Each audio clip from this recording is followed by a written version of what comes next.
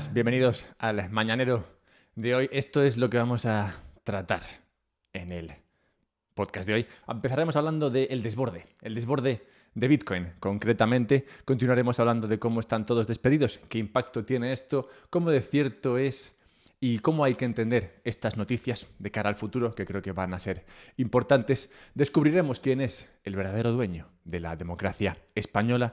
Continuaremos hablando de la Unión Europea, que se ha dado cuenta de que igual no está creciendo todo lo que le gustaría y está buscando formas de regular que esto cambie.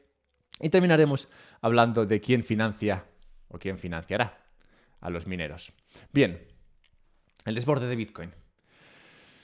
El desborde es una palabra bonita. Habla de cuando una situación está en equilibrio y deja de estarlo. Como cuando un vaso recibe esa última gota y hace que se desborde todo. Bueno, pues es una metáfora que nos sirve, o espero que nos sirva, para comprender el mercado de Bitcoin. El precio está en equilibrio. Como sabéis, el precio de Bitcoin está alrededor de unos 30 y algo mil euros, 34.000, 5.000 dólares. Y se podría decir que ese es el precio de equilibrio. Cada Bitcoin que se compra o se vende por encima de ese precio de equilibrio marca que el precio suba o marca que el precio baja.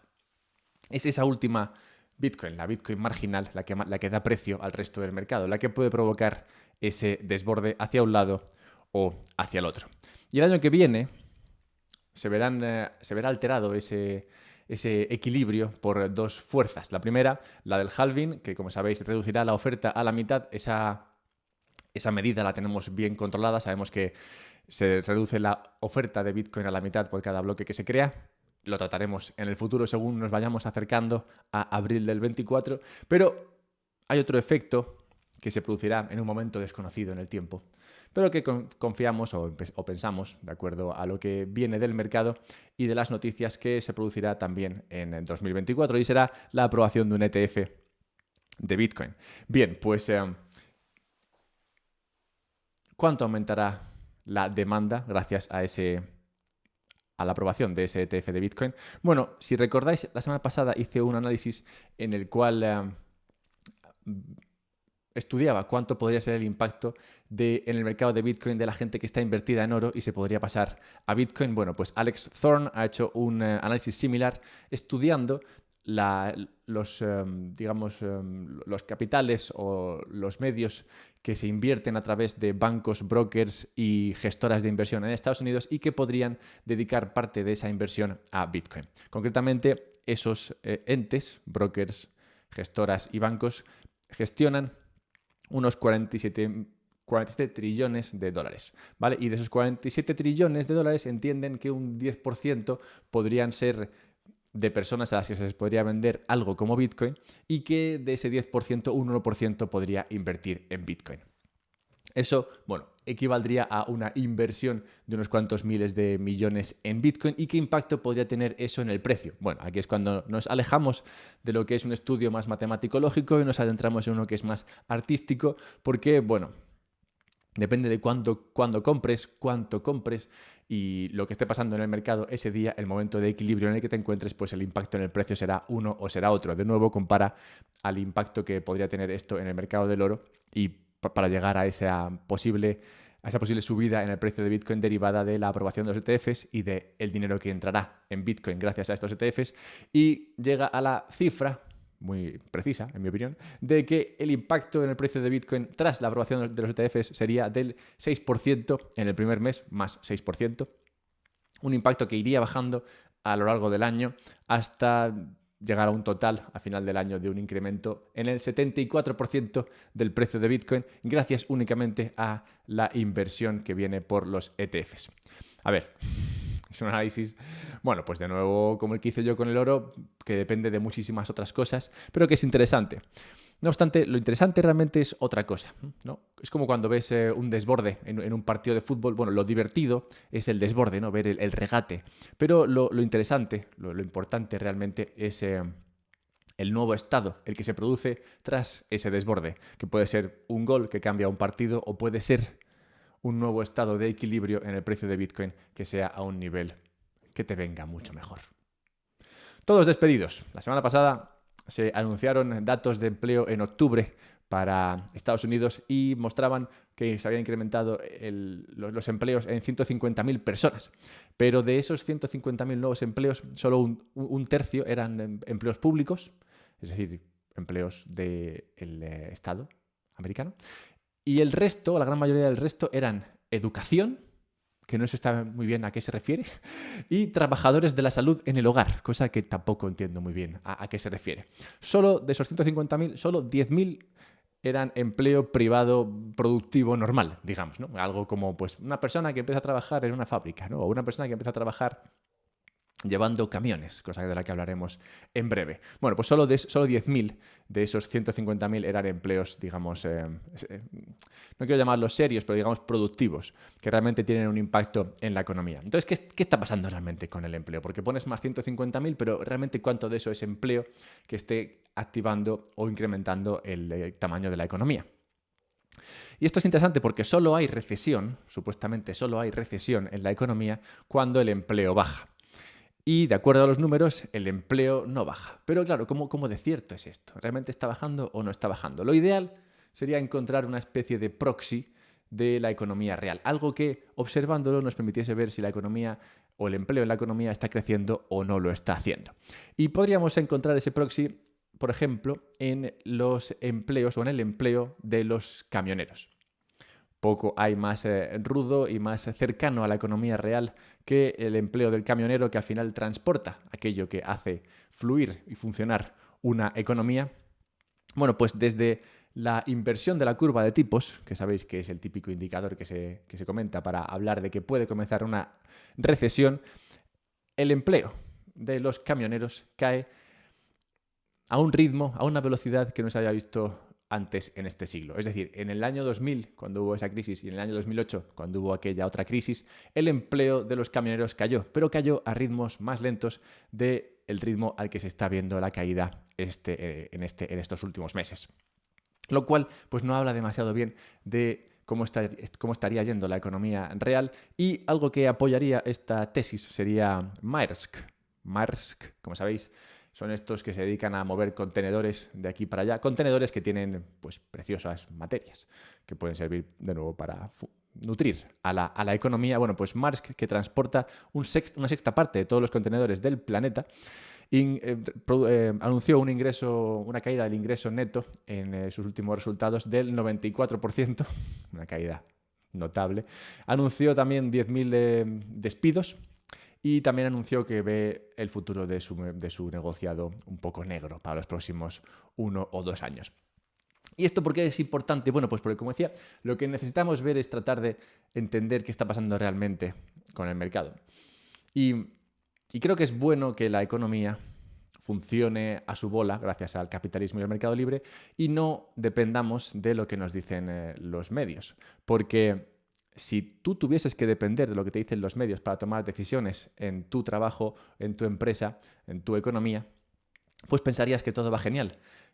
Y realmente esto no es así. Por suerte, la economía o el mercado reacciona viendo lo que está pasando en la economía, en el mercado, y no lo que está pasando y no lo que dicen los medios, que al final se nutren de información que está muy sesgada para tratar de vender una narrativa. Por suerte, ya os cuento yo la narrativa que es cierta, o al menos la que es cierta para mí, y hablemos de quién es el dueño de la democracia española.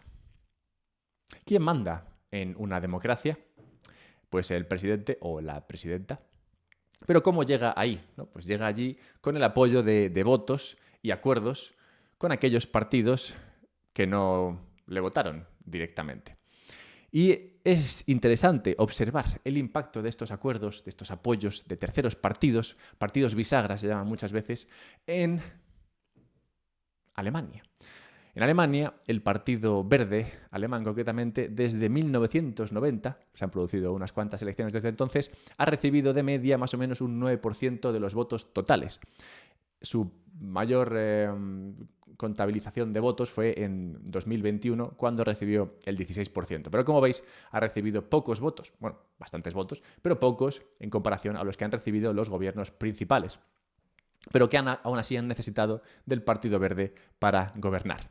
Y es que, aunque recibas un 9% de los votos, o como veremos luego en otro caso, menos todavía, aunque sea poco el apoyo, es suficiente para conseguir importantes objetivos políticos. Pues si al partido que quiere gobernar le hacen falta tus escaños para hacerlo, entonces tendrá que ceder.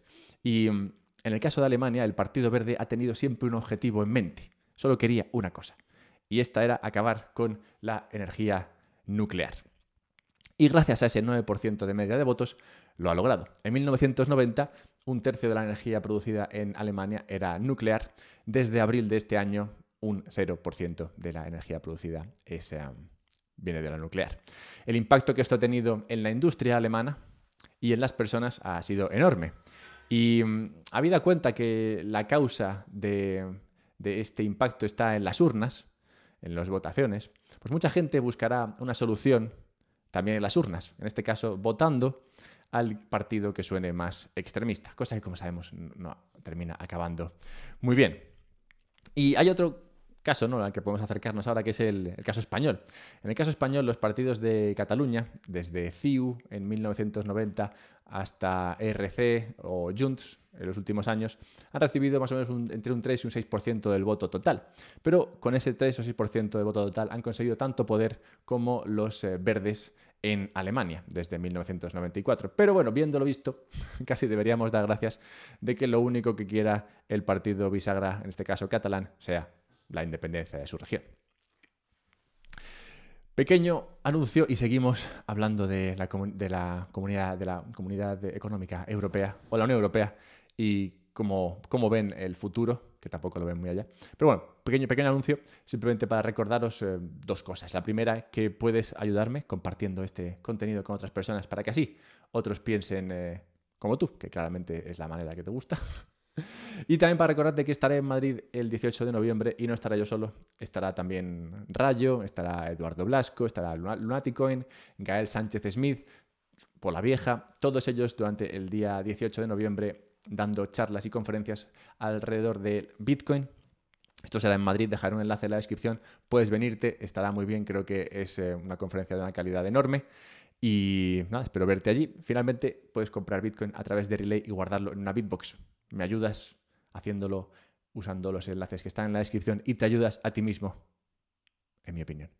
Y hablemos de cuál es la opinión de la Unión Europea. La opinión de la Unión Europea es que en 2013 la Unión Europea era el 65% de la americana. Es decir, si la americana producía X, pues la Comunidad Económica Europea producía en 2013, el 91%. Es decir, estaba muy pareja la economía americana y la economía europea. Pero en tan solo 10 años, el peso de la economía europea ha bajado de ese 91% al 65%.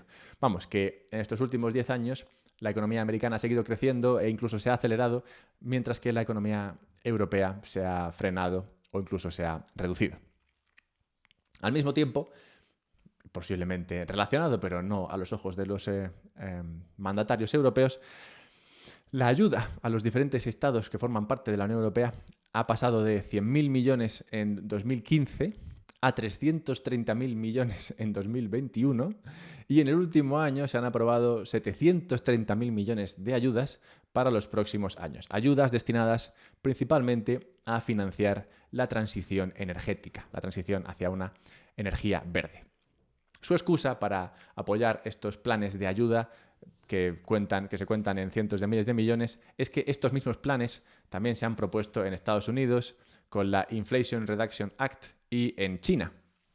El problema es que muy probablemente la cosa no está en lo que se regula, sino en lo que no se regula. O sea, la Unión Europea ve estas políticas en Estados Unidos y en China y piensan que si hacen las mismas políticas les irá tan bien como en China y en Estados Unidos, cuando realmente es lo que permiten en Estados Unidos y en China, no lo que normativizan, lo que hace que estas dos regiones hayan crecido tanto en los últimos años, al contrario de lo que ha ocurrido en Europa. Y eso que no permite Europa lastra la productividad, que está marcadamente por detrás de la de China y la de Estados Unidos. Las empresas europeas se quejan a los reguladores europeos de que hay un exceso de burocracia que lastra la productividad y hay un alto coste de la energía. La solución de la Unión Europea frente a estas quejas del entramado empresarial es regular más y apostar por energías menos densas, que a su vez, claro, son más costosas. Como veis, yo creo que es un problema sin solución lo de la Unión Europea, que solamente se puede ir ahogando a base de reducir esa capacidad que tienen para crear dinero de la nada y dedicarla a objetivos que no facilitan para nada que la productividad crezca y el bienestar de los europeos mejore. Hablemos de un mercado que sí que funciona, el mercado de los mineros. El mercado de los mineros de Bitcoin sí que funciona, es un mercado libre, internacional, global, sin trabas, ni tapujos, ni obstáculos. Y en la última semana los ingresos a los mineros por parte derivados de las transacciones que se han metido en los bloques de Bitcoin han supuesto un 7% del total. Es decir, los mineros se han llevado X dinero y de ese X dinero la mayoría, como es normal, sigue viniendo por parte de los subsidios, esas bitcoins que se van creando, pero un 7% del total ha venido de las comisiones por las transacciones, lo cual es mucho mayor de lo que suele ser la media, que se encuentra normalmente en cuanto al 2-3%. Total, que en una semana de relativa mayor actividad, pero tampoco nada loco, no estamos en un mercado súper alcista y nada de eso, en una semana relativamente normal, el porcentaje de ingresos derivados de las transacciones ha subido muchísimo, un 7%, como digo, frente a lo normal. Y eso me lleva a pensar qué podrá pasar en el futuro si las instituciones eventualmente entran en el mercado de Bitcoin y el volumen medio por transacción sube. Bueno, si esto pasa, si el volumen medio por transacción sube, debido a que entran instituciones que mueven mucho más dinero, veremos dos cosas. Uno, veremos que el problema inmediato pasaría de ser el miedo a que no haya suficientes incentivos para los mineros a ser lo contrario, que haya demasiados incentivos para los mineros, que se gane demasiado dinero con la minería y que eso cree que digamos favorezca o meta todavía más combustible a lo que está creciendo la minería en Estados Unidos. Es decir, si de repente se gana muchísimo con la minería, el mercado que más fácil acceso tiene a minar más, porque tiene más acceso a financiación y tiene energía barata, como es Estados Unidos, podría convertirse en el principal dominador de la minería, lo cual no sería ideal. Pero es curioso que podríamos pasar de un problema de no habrá suficiente dinero a un problema de habrá demasiado dinero. Y la segunda cosa que se podrá ver es que las capas superiores, Lightning y demás, pasarán a ser un mercado mucho mayor del que estamos viendo hoy día. Y mayor tanto de uso como de generación de rendimiento y de ingresos, lo cual equivaldrá a que se crearán muchas más empresas y muchos más servicios en esas segundas capas, lo cual será interesante de ver. Y en la necrológica de hoy tenemos que recordar la muerte en tal día como hoy de Alfred Russel Wallace, descubridor de la teoría de la evolución. Como Darwin, de hecho más o menos al mismo tiempo, pero con peor marketing, claramente, porque nadie recuerda a este pobre señor y todo el mundo recuerda a Darwin, lo cual, bueno, me invita a pensar que hay ideas que se venden muy bien, pero que no siempre son las mejores o las más originales. Recordad esto a lo largo del día y recordad que podéis compartir, y me ayudáis mucho si lo hacéis, este contenido. Podéis dejarle un like, compartir en Spotify, o sea, compartir el enlace de Spotify en Twitter, compartirlo en WhatsApp, donde sea que lo compartáis, ayuda. Spotify de alguna manera ve esto y dice, este es un episodio muy compartido, qué bien. Y de alguna manera me ayuda. Y también te puedes ayudar, como digo, comprando Bitcoin a través de Relay. Encontrarás un enlace con un descuento en la descripción y guardarlo en una Bitbox, también con descuentos, también con otras cosas que vende Bitbox que también son molonas para la autocustodia de Bitcoin y que encontrarás también en dicho enlace. Pasa un buen día. Hala, chaito.